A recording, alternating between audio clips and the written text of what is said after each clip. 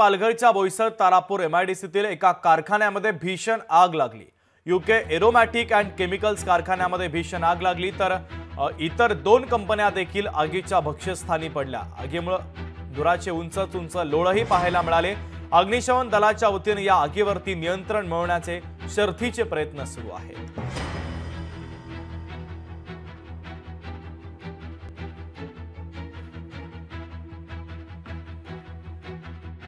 अग्निशमन दलाच्या अधिकाऱ्यांशी आम्ही संपर्कात आहोत आणि त्याच्या पुढे आग स्प्रेड होणार नाही असं त्यांचं म्हणणं आहे। मनुष्यहानी अद्यापही कुठल्याही स्वरूपाची झालेली नाही असं प्राथमिकदृष्ट्या समजतं आहे।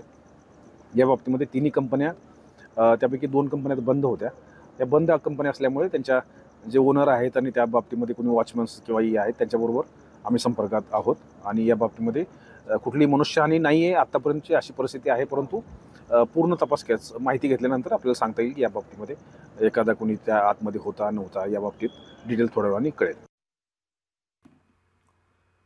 तर पालघरच्या बोईसर तारापूर एमआयडीसी मधील कारखान्यामध्ये ही भीषण आग लागलेली आहे। तर या आगीमध्ये शेजारच्या देखील दोन कंपन्या आता आगीच्या भक्ष्यस्थानी पडल्याची महत्त्वाची अपडेट आपल्यापर्यंत पोहोचते आहे। तर सध्या अवकाशामध्ये आगीमुळे धुराचे उंच लोळही पाहायला मिळत आहेत।